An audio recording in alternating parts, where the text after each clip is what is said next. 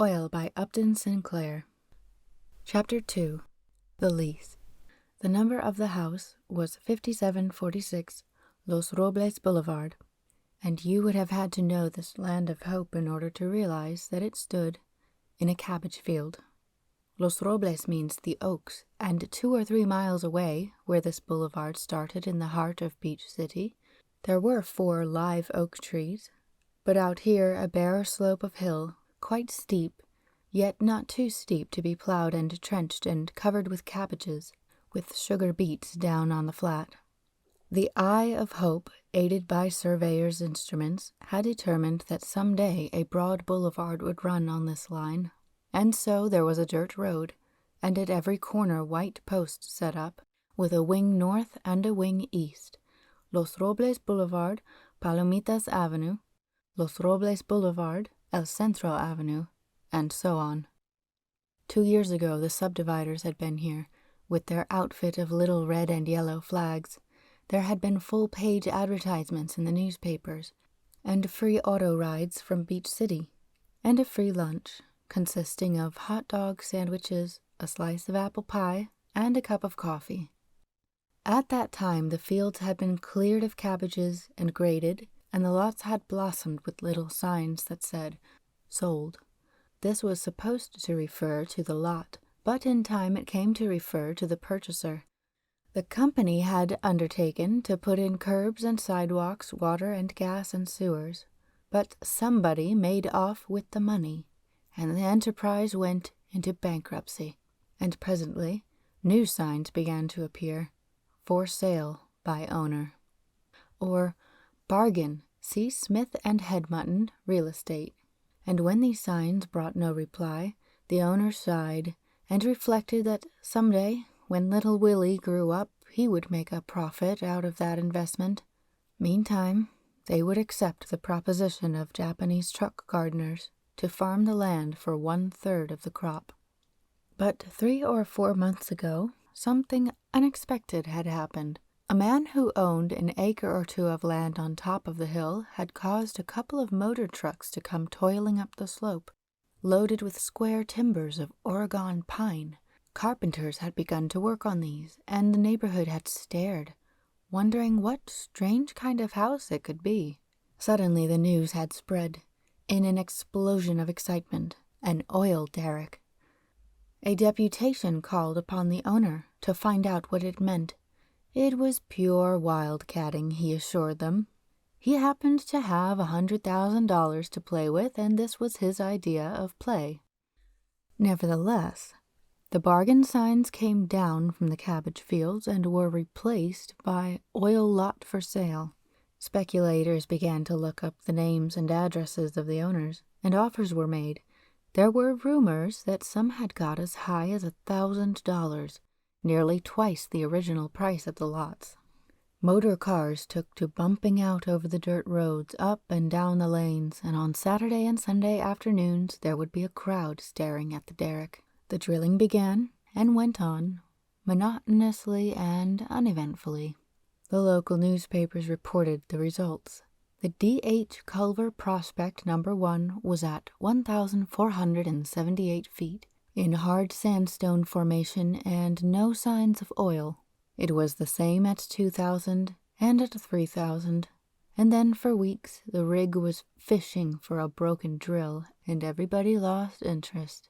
It was nothing but a dry hole, and people who had refused double prices for their lots began to curse themselves for fools. Wildcatting was nothing but gambling anyhow, quite different from conservative investments in town lots.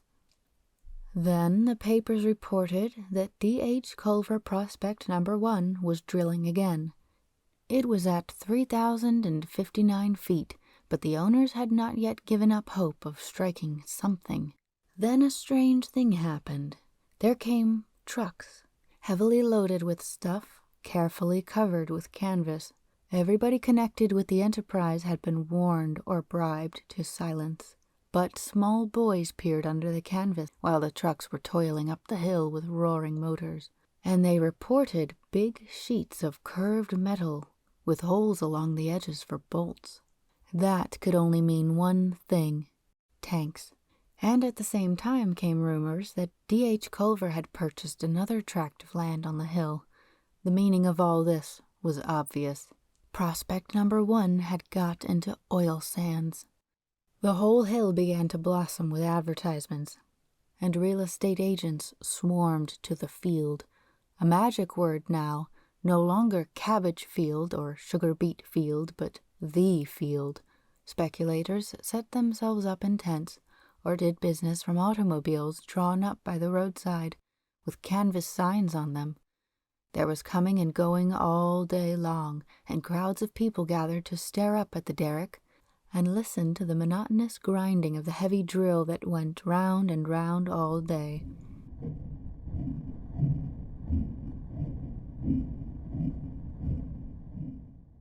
Varied by the puff-puff of the engine. "Keep out, this means you," declared a conspicuous sign. Mr. D.H. Culver and his employees had somehow lost all their good breeding. But suddenly there was no possibility of secrecy. Literally all the world knew, for telegraph and cable carried the news to the farthest corners of civilization. The greatest oil strike in the history of Southern California, the Prospect Hill field. The inside of the earth seemed to burst out through that hole, a roaring and rushing as Niagara, and a black column shot up into the air, 200 feet, 250, no one could say for sure, and came thundering down to earth as a mass of thick, black, slimy, and slippery fluid. It hurled tools and other heavy objects this way and that, so the men had to run for their lives. It filled the sump hole and poured over like a saucepan boiling too fast, and went streaming down the hillside. Carried by the wind, a curtain of black mist, it sprayed the Culver homestead, turning it black, and sending the women of the household flying across the cabbage fields. Afterwards it was told with Homeric laughter how these women had been heard to lament the destruction of their clothing and their window curtains by this $1,000,000 flood of black gold. Word spread by telephone to Beach City. The newspapers bulletined it. The crowds shouted it on the street, and before long the roads leading to Prospect Hill were black with a solid line of motor cars. The news reached Angel City. The papers there put out extras, and before nightfall the Beach City Boulevard was crowded with cars, a double line all coming one way.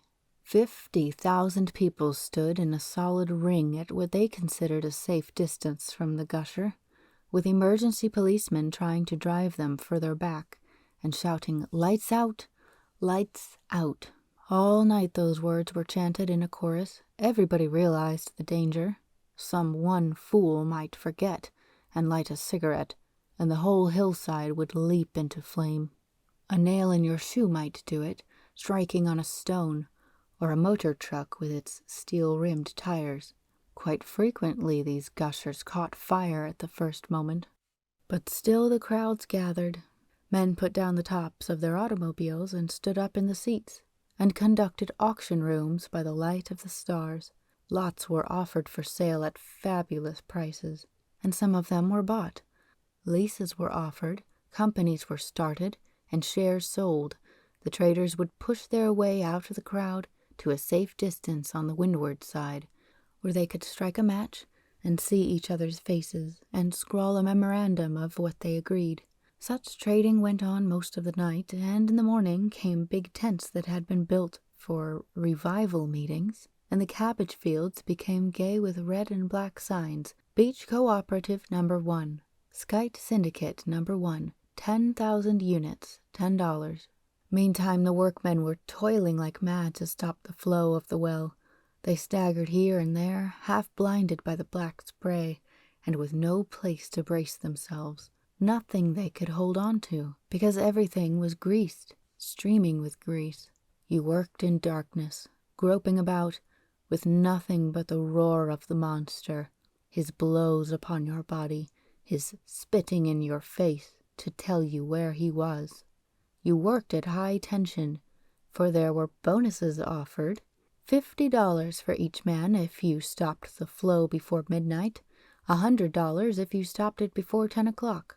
No one could figure out how much wealth that monster was wasting, but it must be thousands of dollars every minute. Mr. Culver himself pitched in to help, and in his reckless efforts lost both of his eardrums. "Tried to stop the flow with his head," said a workman, unsympathetically.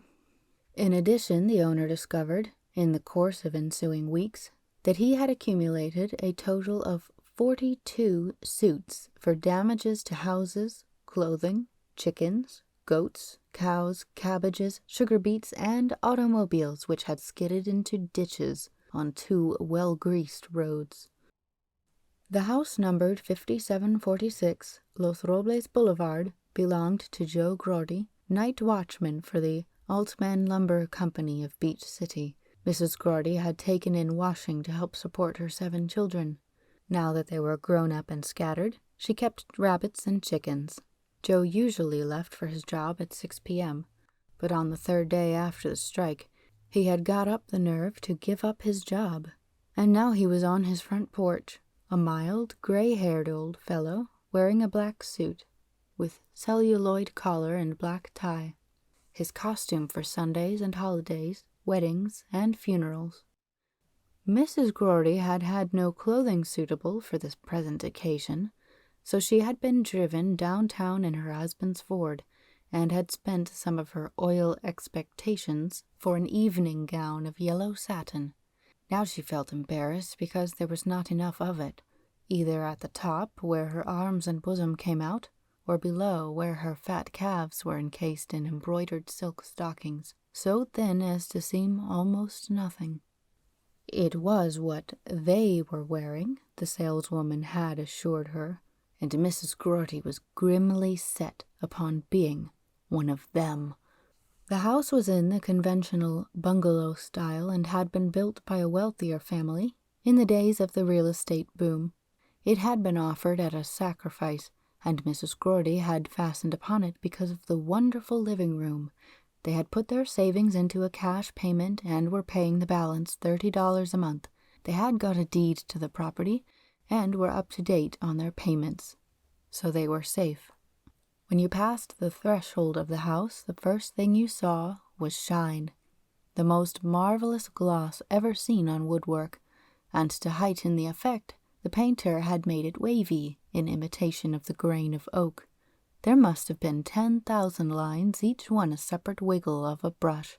The fireplace was of many-colored stones, highly polished and gleaming like jewels. In the back of the room, most striking feature of all, was a wooden staircase with a balustrade also shiny and wavy. This staircase went up and made a turn, and there was a platform with a palm tree in a pot. You would take it for granted that it was a staircase like all other staircases, intended to take you to the 2nd story. You might go into the Grody home 100 times and see it both day and night before it would occur to you that there was anything wrong.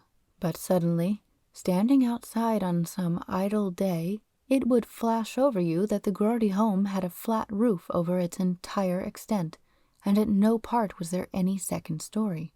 Then you would go inside, inspired by a new, malignant curiosity, and would study the staircase and landing, and realize that they didn't lead anywhere. Their beauty was its own excuse for being. Mrs. Grody stood by the center table of her living room, awaiting the arrival of the expected company. There was a bowl of roses in a vase on this table, and immediately in front of it, conspicuous under the electric lamp, was a handsome volume bound in blue cloth and stamped with gold letters.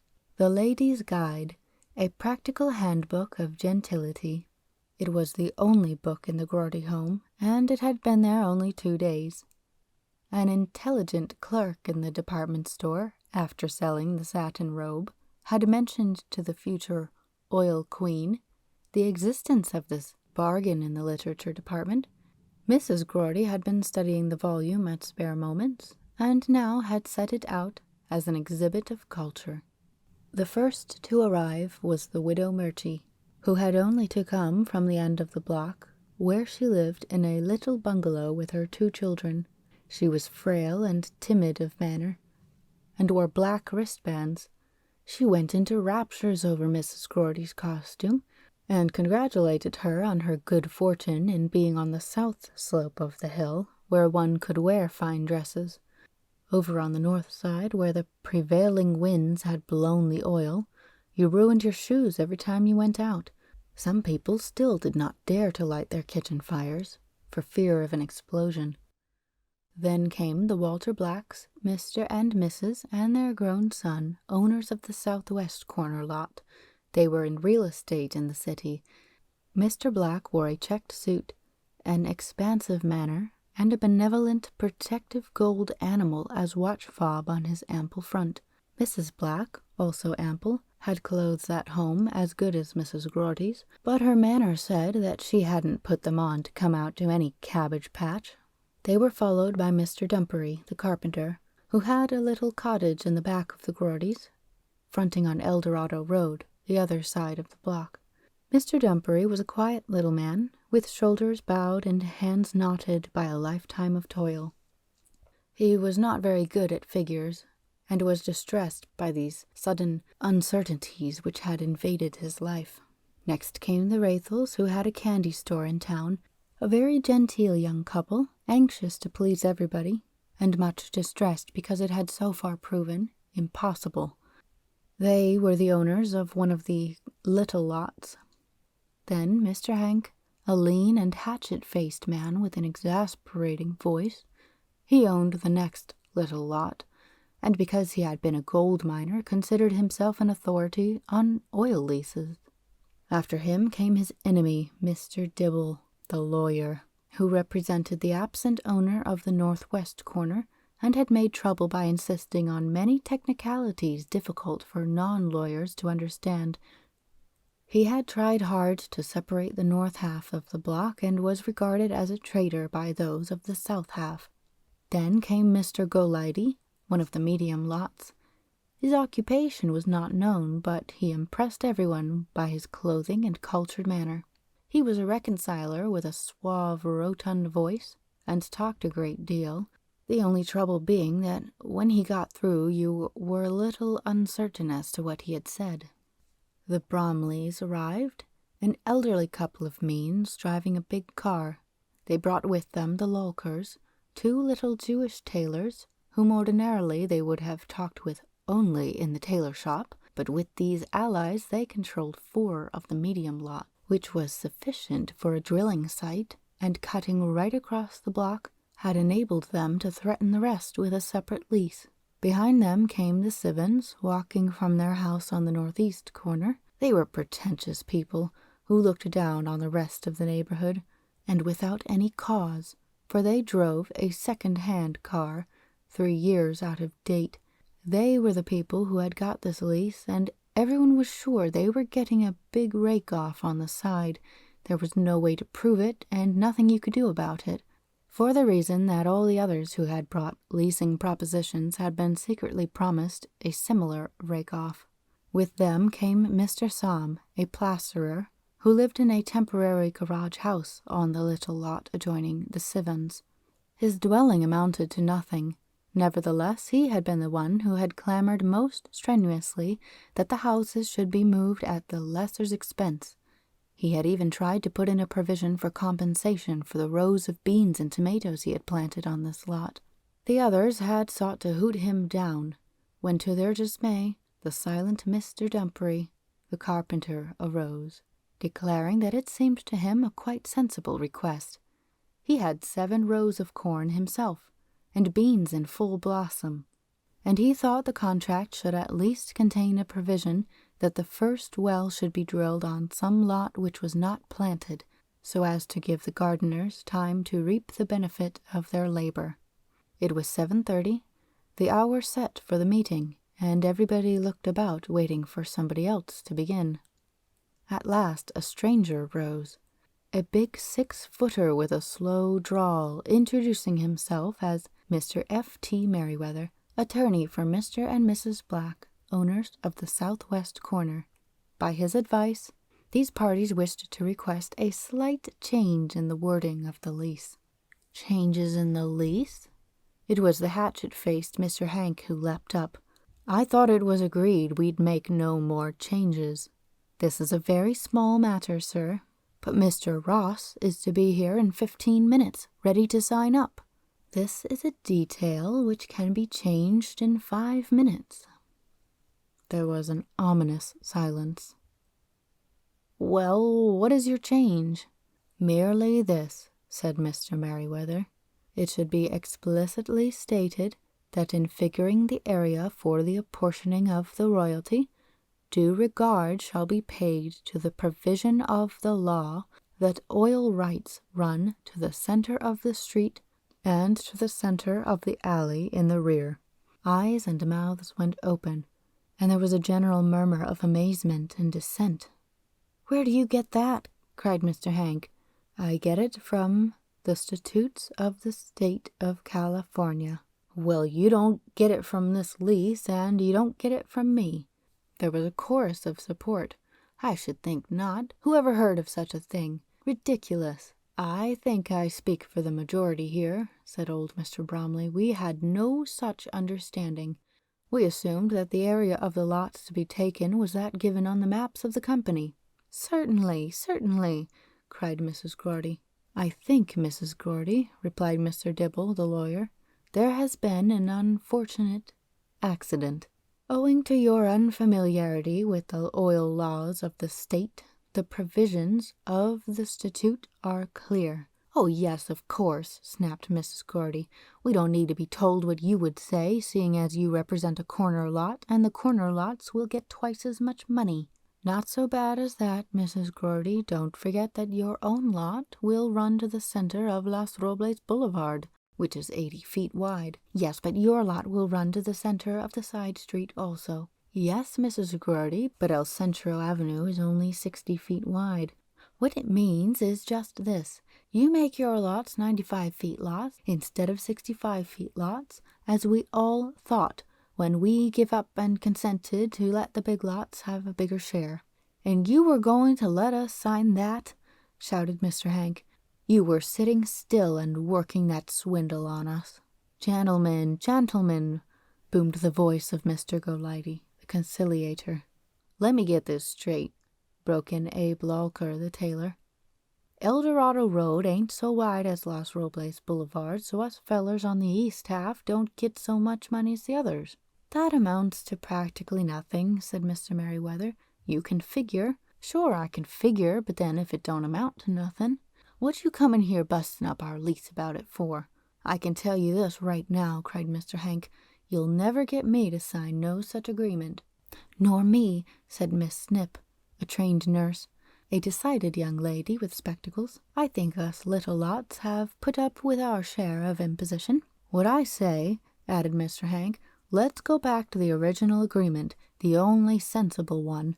Share and share alike. All lots equal, same as we vote."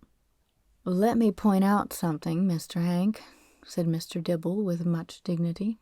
"Am I correct in the impression that you own one of the little lots adjoining the alley?" "Yes, I do." "Well, then, have you figured that the law entitles you to an extra 15 feet all along the alley?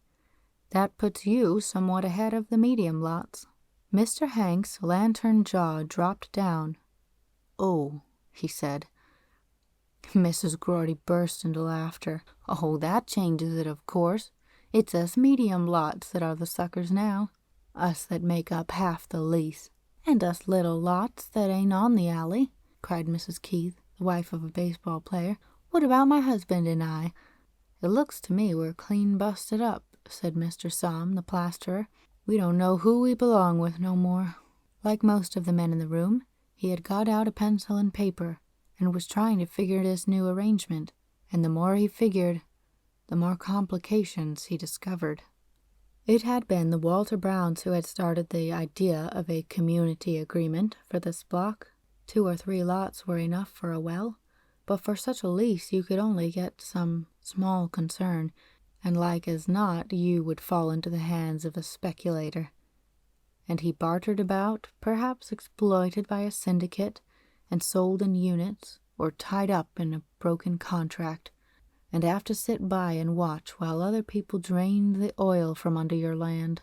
No, the thing to do was to get a whole block together, and then you had enough for half a dozen wells and could deal with one of the big companies, and you would get quick drilling, and more important yet, you would be sure of your royalties when they were earned.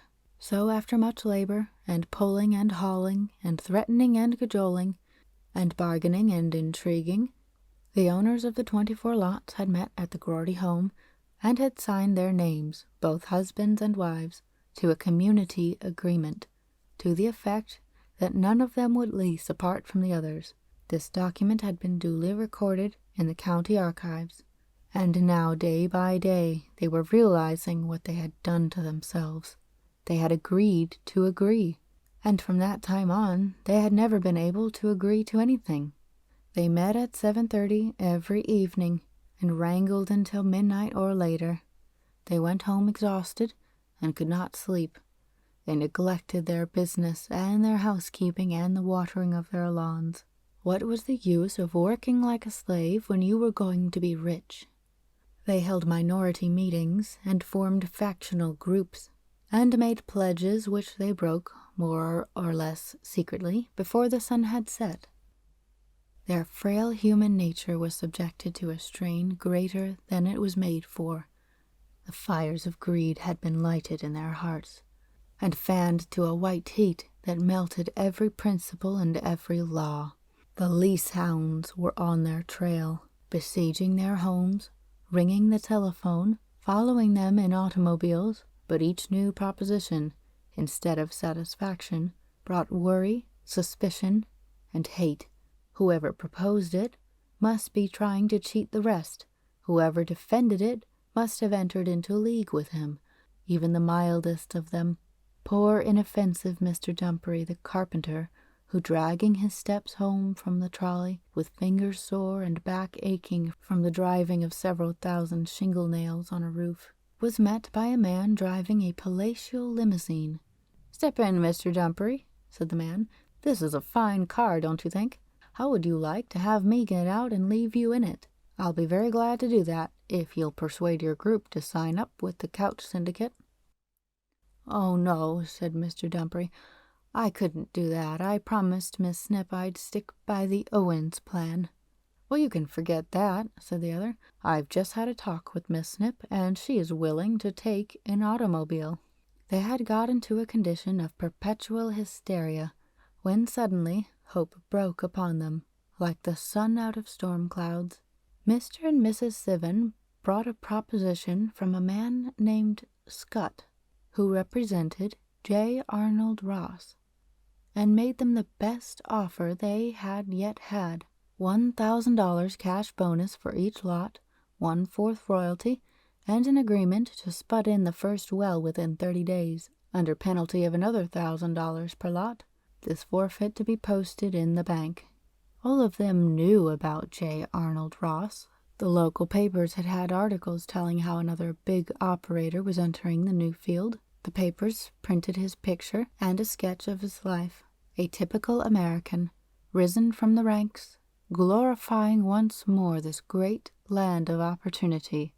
Mr. Sam the plasterer, and Mr. Dumpery the carpenter, and Mr. Hank the miner, and Mr. Groarty the night watchman, and Mr. Rathel the candy store keeper, and Messrs. Lawker and Lawker, ladies and gents tailors, felt a glow of the heart as they read these stories. Their chance had come now.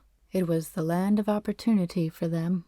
There was another agonizing wrangle, as a result of which the big and medium lots decided to drop their differences. They voted against the little lots and drew up a lease on the basis of each lot receiving a share of royalty proportioned to its area. They notified Mr. Scott that they were ready, and Mr. Scott arranged for the great Mr. Ross to meet them at 7:45 the following evening and sign the papers. And now here they were, exactly on the minute appointed, and they were in another mess. Here were 4 of the little lots unexpectedly above the medium lots, as a result of which 4 big lots and 4 big little lots were in favor of the lease, and 4 little lots and 12 medium lots were against it. Here was Miss Snip, her face brick red with wrath. shaking her finger at Mr. Hank. "Let me tell you, you'll never get me to put my signature on that paper, never in this world." And here was Mr. Hank shouting back, "Let me tell you, the law will make you sign it if the majority votes for it." And here was Mrs. Groarty, forgetting all about the practical handbook of gentility, glaring at Mr. Hank and clenching her hands as if she had him by the throat. "And you, the feller that was yellin' for the rights of the little lots, you was for sharin' and sharin' alike, you snake in the grass." Such was the state to which they had come, when suddenly every voice was stilled, clenched hands were loosened, and angry looks died away. A knock upon the door, a sharp, commanding knock, and to every person in the room came the identical thought: J. Arnold Ross. Not many of these men would ever read a book on etiquette. They would learn about life from action. And here was an occasion, the most instructive that had so far come to them. They learned that when a great man comes into a room, he comes first, preceding his subordinates. They learned that he wears a majestic big overcoat and stands in silence until he is introduced by a subordinate. "Ladies and gentlemen," said the lease agent, Scott, "this is Mr. J. Arnold Ross." Whereupon Mr. Ross smiled agreeably, taking in the entire company. "Good evening, ladies and gentlemen." Half a dozen men arose, offering him a chair. He took a large one quite simply, and without wasting time in discussion, realizing, no doubt, how he would be embarrassing the hostess if he called attention to a shortage of chairs. Behind him stood another man, also big. "Mr. Alston D. Prentice," said Scott, and they were doubly impressed, this being a famous lawyer from Angel City. And there had entered a little boy, apparently a son of Mr. Ross. The women in the room, many of them, had little boys of their own, each one destined to grow up into a great oil man. Therefore they watched the Ross boy and learned that such a boy stays close by his father and says nothing, but takes in everything with eager roving eyes. As soon as possible he gets himself a perch in the window-sill, where he sits listening, as attentively as if he were a man. Mrs. Groarty had got all the chairs her neighbors could spare, and had visited the morticians and rented a dozen camp chairs, but still there was a shortage, and the etiquette book did not tell you what to do. But these rough and ready Western men had solved the problem, having sought out the woodshed, which was behind the garage, and fetched some empty lug boxes, such as you got when you bought peaches and apricots and plums for canning. Set up on end, these made satisfactory seats, and the company was soon settled. "Well, folks," said Mr. Scott genially, "everything ready?" "No," said the acid voice of Mr. Hank. "We ain't ready. We can't agree." "What?" cried the lease hound. "Why, you told me you had got together." "I know, but we're busted open again." "What is the matter?" Half a dozen people started to tell what was the matter. The voice of Mr. Somm prevailed over the rest. "There's some people come here with too good lawyers, and they've raked up what they claim is laws that the rest of us won't stand for." "Well, now," said Mr. Scott politely, "Mr. Prentice here is a very good lawyer, and perhaps he can help clear up the matter." So, more or less in chorus, they explained and made known their protests at the same time. Then Mr. Ross's lawyer, speaking ex cathedra, advised them that the statement of the law was absolutely correct. The lease, as it stood, would be interpreted to mean the area to the middle of the streets and alleys, but of course there was nothing to prevent their making a different arrangement if they saw fit, and so specifying in the lease. And then the fat was in the fire. They began to argue their rights and wrongs, and their animosities flamed so hotly that they forgot even the presence of J. Arnold Ross and of his eminent lawyer. "I said it once, and I'll say it again," declared Miss Snip. "Never, never." "You'll sign it if we vote it," cried Mr. Hank. "You try it and see." "You mean you think you can break the agreement?" "I mean I've got a lawyer that says he can break it any day I tell him."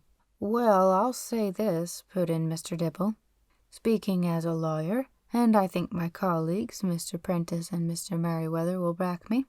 That agreement is ironclad." "Well, at least we can tie you up in the courts," cried Mr. Somm, "and keep you there for a year or two."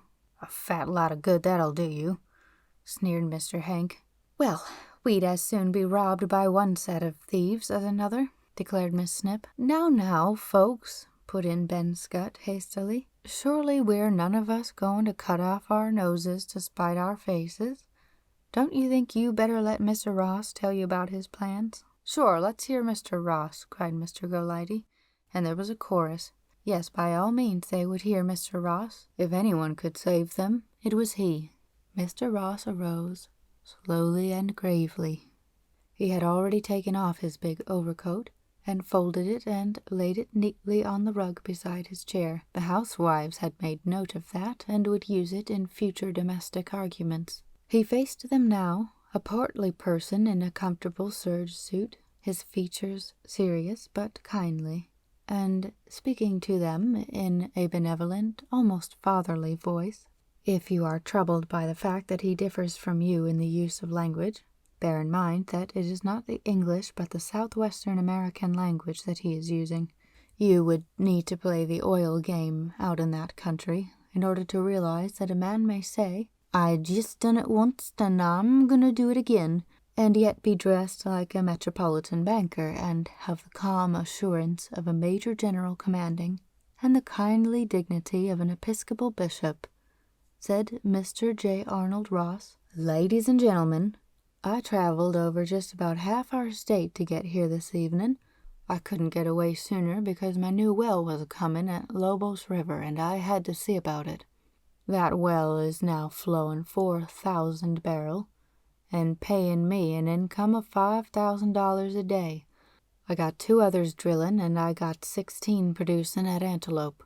So, ladies and gentlemen, if I say I'm an oil man, you got to agree. You got a great chance here, ladies and gentlemen, but bear in mind, you can lose it all if you ain't careful. Out of all the fellers that beg you for a chance to drill your land, maybe 1 in 20 will be oil men. The rest will be speculators, fellers trying to get between you and the oil men to get some of the money that ought by rights come to you. Even if you find one that has money and means to drill, he'll maybe know nothing about drillin' and have to hire out the job on contract, and then you're dependent on a contractor that's trying to rush the job through so as to get to another contract just as quick as he can.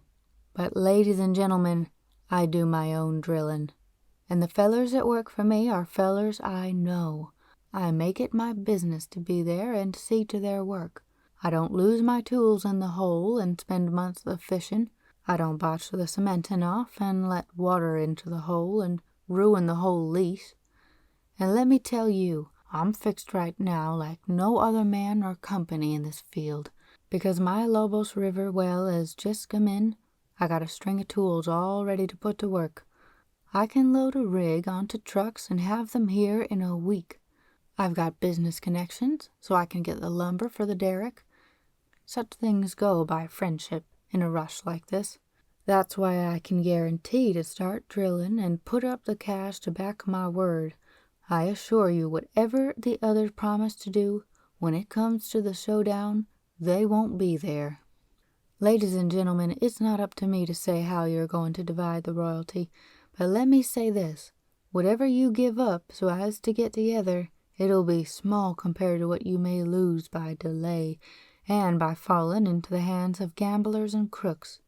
Ladies and gentlemen, take it from me as an oil man. There ain't a-going to be many gushers here at Prospect Hill. The pressure under the ground will soon let up, and it'll be them that get their wells down first that'll get the oil. A field plays out very quick. In 2 or 3 years you'll see all these here wells on the pump, yes, even this discovery, well, that's got you all crazy. So take my word for it, and don't break up this lease. Take a small share of royalty if you must, and I'll see that it's a small share of a big royalty, so you won't lose in real money. That, ladies and gentlemen, is what I had to say." The great man stood, as if waiting to see if anyone had anything to answer. Then he sat down, and there was a pause in the proceedings. His had been weighty words, and no one quite had the courage to break the spell. At last Mr. Golightly arose. "Friends," he said, "we have been hearing common sense from a gentleman in whom we all have confidence, and I for one admit myself convinced, and hope that we may prove ourselves a group of business people capable of making a wise decision in this matter which means so much to all of us." And so Mr. Golightly was started on one of his long speeches, the purport of which appeared to be that the majority should rule. "But that's just the trouble," said Mr. Somm. "What is the majority?" "We take a vote," said Mr. Haim Lolker, "and we find out." Mr. Merriweather, the lawyer, had been consulting in whispers with his clients. "Ladies and gentlemen," he now declared, "I am authorized by Mr. and Mrs. Walter Black to say that they have been greatly impressed by what Mr. Ross has said, and they wish to make any concession necessary to harmony. They are willing to waive the point which I raised at the beginning of this discussion, and to sign the lease as it stands." "But what does that mean?" demanded Mrs. Groarty.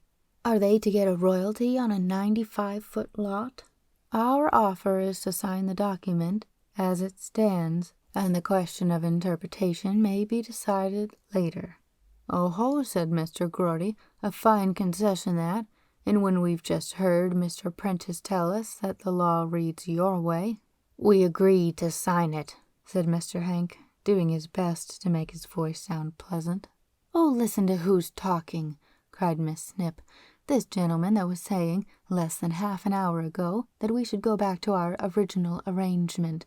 The only sensible one, share and share alike, all lots equal, same as we vote. Have I quoted you correct, Mr. Hank?" "I agree to sign this lease," declared the ex-gold miner stubbornly.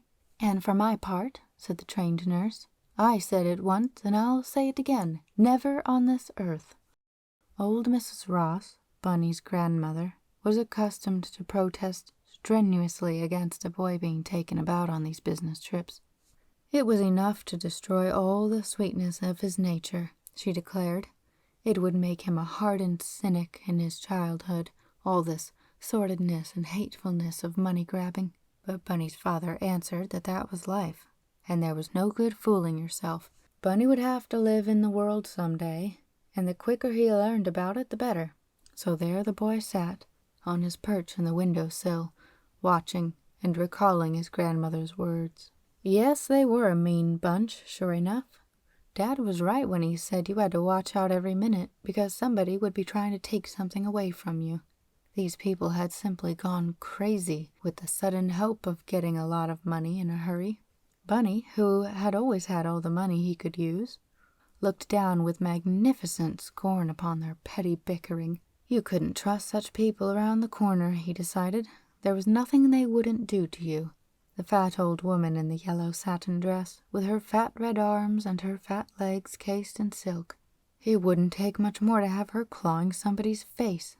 And that hatchet-faced man with the voice like a buzzsaw, he would be capable of sticking a knife into you on a dark night. Dad had wanted his son to understand every detail of these business arrangements, the terms of the lease, the provisions of the law, the size of the different lots, the amounts of money involved. He would talk about it afterwards, and it would be a kind of examination to see how much the boy had really understood. So Bunny listened attentively, and put this and that together, remembering the points of the lease as he had heard his father going over them with Ben Scott and Mr. Prentice while they were driving out to the field in the latter's car. But the boy could not keep his mind from going off to the different personalities involved, and their points of view, and the hints one got of their lives. That old fellow with the stooped shoulders and the gnarled hands, he was some kind of poor working man, and you could see he was unhappy over this arguing. He wanted somebody he could trust, and he looked this way and that, but there was no such person in the crowd. That young woman with the nose glasses, she was a hard one. What did she do when she wasn't quarreling? That elderly couple that looked rich. They were very much on their dignity, but they had come to get their share all the same, and they weren't having any generous emotions toward the little lots. The old gentleman drew his chair over beside Dad and began a whispered conversation. Bunny saw Dad shake his head, and the old gentleman drew away. Dad spoke to Scott, and the latter rose and said, "Mr. Ross wishes me to make clear he isn't interested in any proposition for leasing a portion of the block. He wouldn't put down a well without room for offset wells.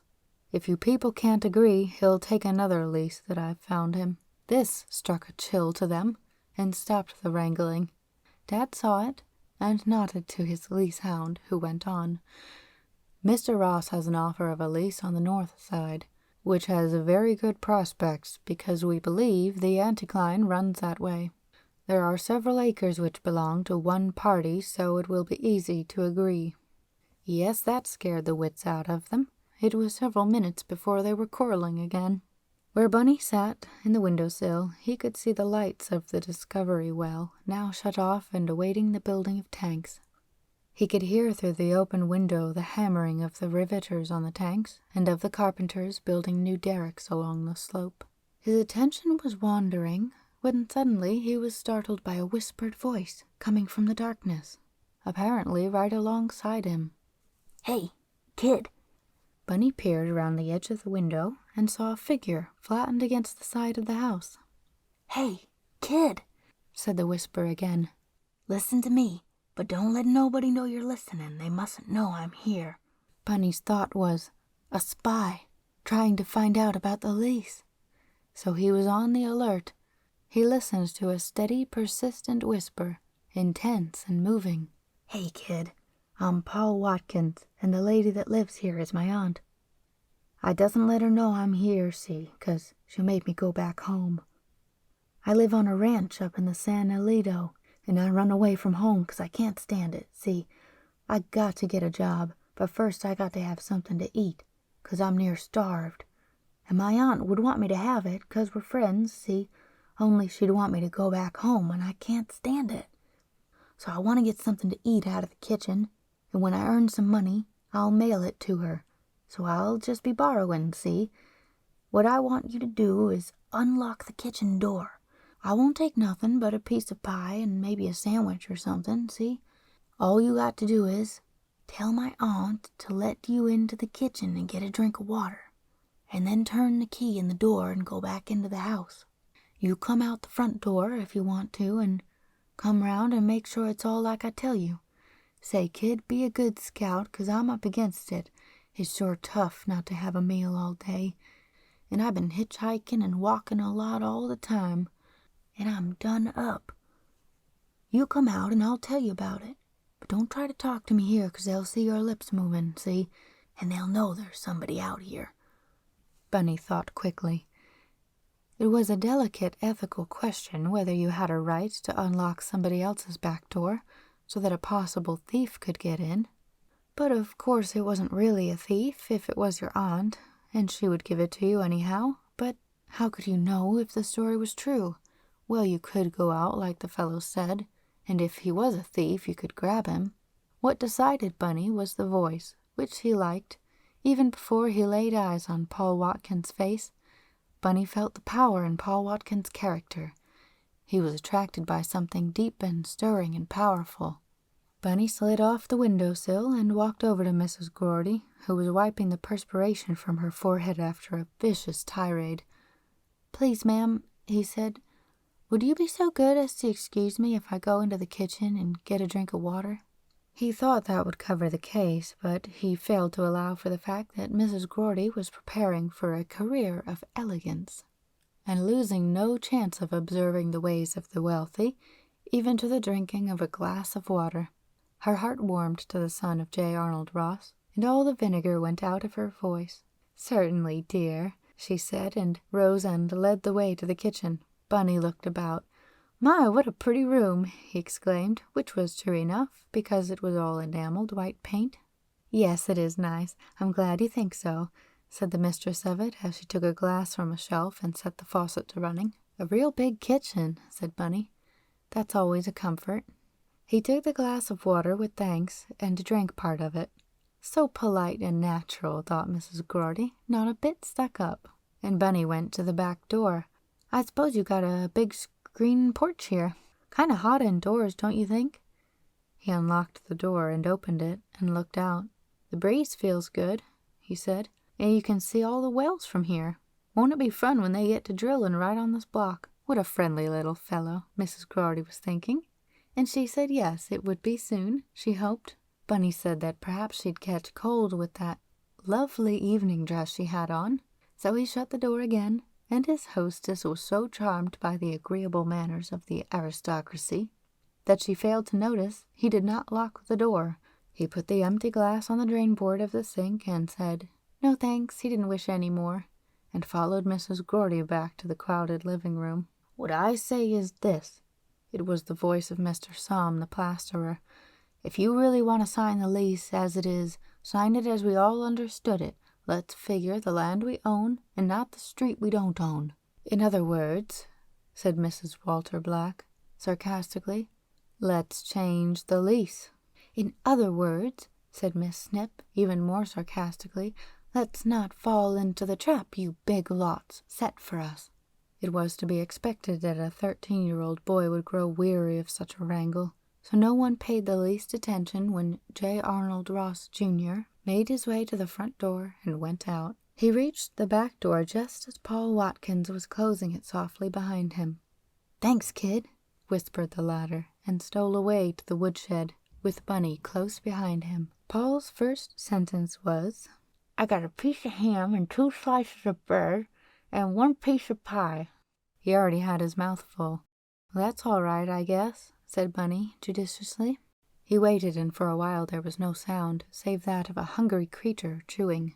The stranger was only a shadow with a voice, but outside, in the starlight, Bunny had noted that the shadow was a head taller than himself and thin. Gee, it's tough to be starving, said the voice at last. You want any of this? Oh, no, I had my supper, said Bunny, and I'm not supposed to eat at night. The other went on chewing, and Bunny found it mysterious and romantic. It might have been a hungry wolf there in the darkness. They sat on boxes, and when the sounds of eating ceased, Bunny said, What made you run away from home? The other answered with another question, a puzzling one. What church do you belong to? How do you mean? Countered Bunny. Don't you know what it means to belong to a church? Well, my grandmother takes me to a Baptist church sometimes, and my mother takes me to an Episcopal one when I'm visiting her, but I don't know as I belong to any. My gosh, said Paul. It was evident he was deeply impressed by this statement. You mean your father don't make you belong to no church? I don't think Dad believes in things like that very much. My gosh! And you ain't scared? Scared of what? Why, hellfire and brimstone, of losing your soul. No, I never thought about it. Say, kid, you don't know how queer that hits me. I just been making up my mind to go to hell and not give a damn. Do you cuss? Not very often. Well, I cussed God. How do you do that? Why, I said, damn God. I said it half a dozen times, see, and I thought sure the lightning would come down and strike me. I said, I don't believe, and I ain't going to believe, and I don't give a damn. Well, but if you don't believe, why should you be scared? Bunny's mind was always logical like that. Well, I guess I didn't know whether I believed or not. I don't know now. It didn't seem like I could set my poor frail mind up against the rock of ages. I didn't know there was anybody had ever been that wicked before. Pap says I'm the wickedest boy was ever born. Pap is your father? Yes. What does he believe? The old-time religion. It's called the Four-Square Gospel. It's the Apostolic Church, and they jump. Jump? The Holy Spirit comes down to you, see, and makes you jump. Sometimes it makes you roll, and sometimes you talk in tongues. What is that? Well, you make noises fast, like you was talking in some foreign language. And maybe it is. Pap says it's the language of the archangels, but I don't know. I can't understand it, and I hate it. And your father does that? Any time, day or night, he's liable to. It's his way of foiling the tempter. If you say anything at meal times, like there ain't enough to eat in the house, or you mention how the interest on the mortgage will be due, and he hadn't ought to give all the money for the missions, Then Pap will roll up his eyes and begin to pray out loud and let go, as he calls it. And then the Holy Spirit seizes him and he begins to jump and shake all over. And he slides down out of his chair and rolls on the floor and begins to talk in tongues, like it says in the Bible. And then Mom starts to cry 'cause it scares her. She knows she's got things to do for the kids, but she doesn't resist the spirit. And Pap shouts, "Let go! Let go!" real loud in the voice of Sinai. And then Mom's shoulders begin to jerk and her mouth pops down and she begins to roll in the chair and shout for the Pentecostal baptism. And that turns the kids loose. They all begin to jump and to babble, and gee, it scares you. Something starts to grab you and make you jerk whether you want to or not. I rushed out of the house, and I shook my fist tip at the sky, and I yelled, "Damn God! Damn God!" And then I waited for the sky to fall in. And it didn't. And I said, "I don't believe it, and I ain't a-going to make myself believe it, not if I get sent to hell for it." Is that the reason you ran away? Well, that's one of the reasons.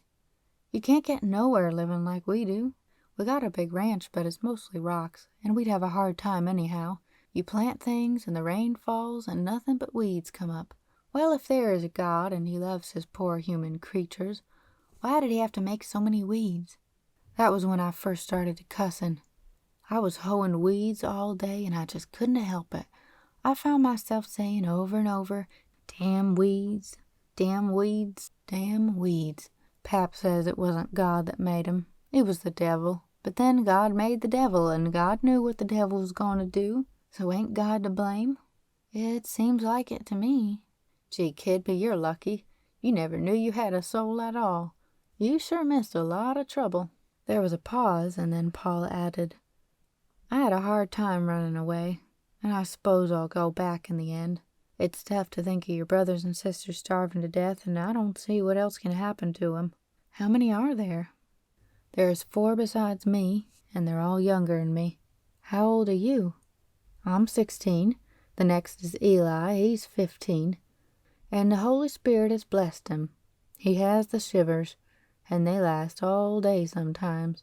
He sees the angels coming down in clouds of glory, and he healed old Mrs. Bugner that had complications by the laying on of his hands.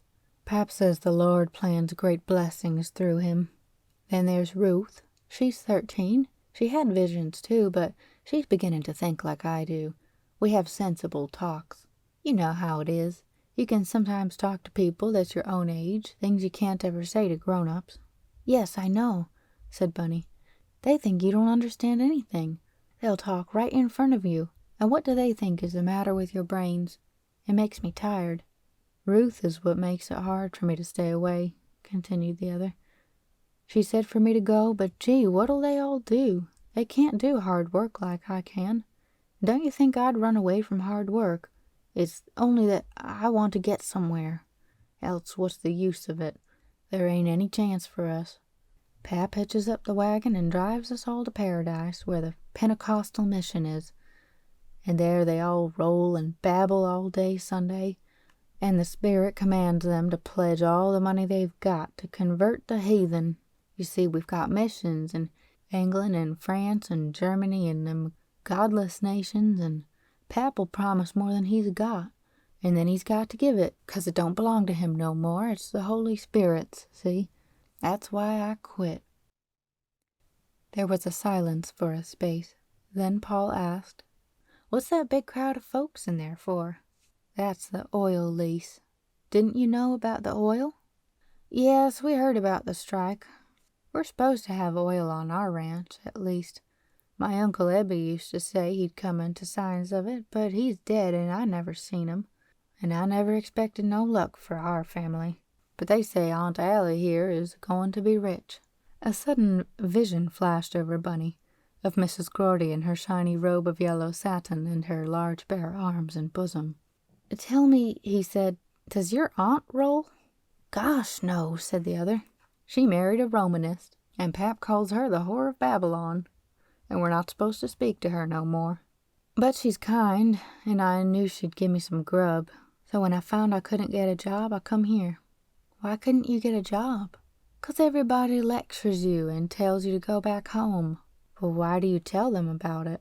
You have to. They ask where you live and why ain't you home, and I ain't a-going to lie. But you can't starve. I can before I'll go crooked. I had a fuss with Pap, and he says if you depart from the holy word, the devil gets you. And you lie and cheat and steal and fornicate. And I says, well, sir, I'll show you. I think a fellow can be decent without no devil. I made up my mind, and I'm a-going to show him. I'll pay back Aunt Allie, so I'm only borrowing the scrub. Bunny held out his hand in the darkness. You take this, he said. What is it? Some money.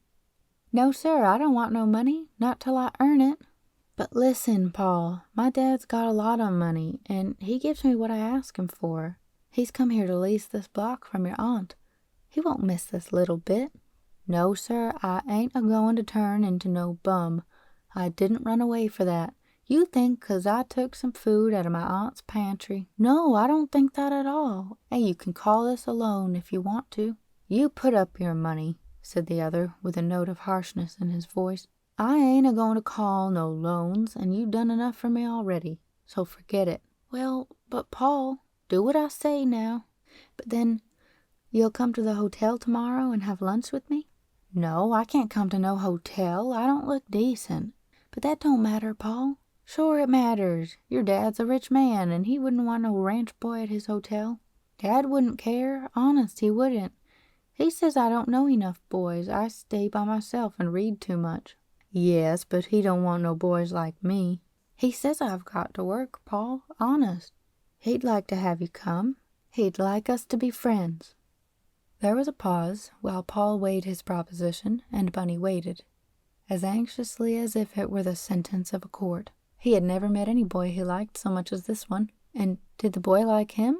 As it happened, the sentence of the court was never pronounced. Paul suddenly started to his feet, crying, "What's that?" Bunny also sprang up. From the direction of Mrs. Groardy's house had come a clamor of voices, rising above the pounding of hammers and the sounds of labor in the neighborhood. The yells grew louder and yet louder, and the boys dashed to the open window of the house. Everybody in the room was on his or her feet, and all seemed to be shouting at once. It was impossible to see many in the crowd, but 2 men close by the window made a little drama all by themselves. They were Mr. Sam the plasterer, owner of one of the little lots, and Mr. Hank, the ex-gold miner, owner of one of the big little lots.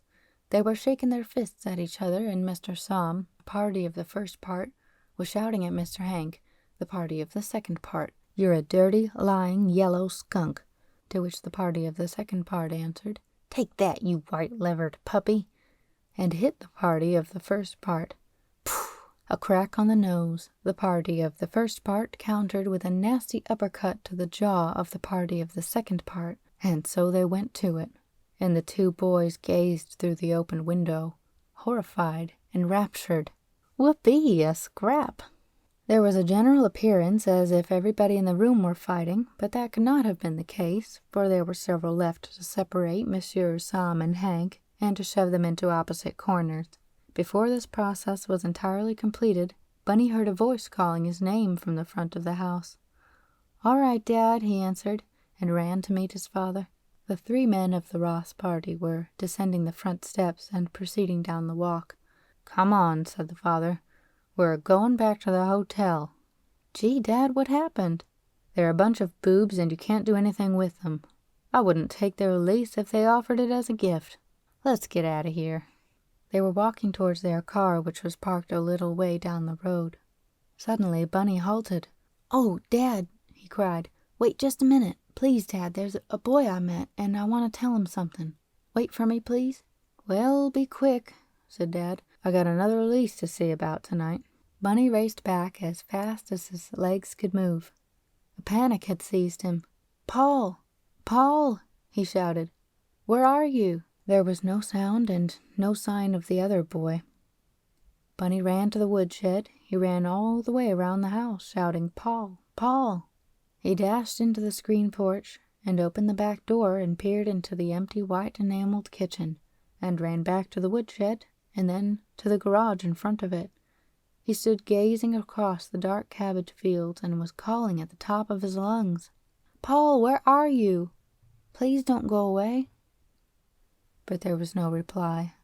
Then Bunny heard his father's voice again, in a tone that was not to be neglected. So he went, with sinking heart, and climbed into his place in the automobile.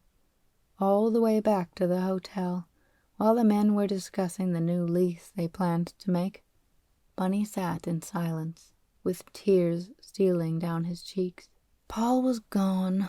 He might never see Paul again. And oh, such a wonderful boy. Such a wise boy. He knew so many things. A clear-sighted boy. And so interesting to talk to. And an honest boy. He wouldn't lie or steal. Bunny was ashamed, recollecting several times in his life when he had told lies. Nothing very serious, but little things that seemed so petty and mean in the sudden, clear light of Paul's uprightness. And Paul wouldn't take any of Dad's money. Dad thought that everybody in the world would be glad to get his money, but this boy had refused it. He must have been angry with Bunny for pressing it upon him, else he wouldn't have run away like that. Or else, for whatever reason, he didn't like Bunny, and so Bunny would never see him again.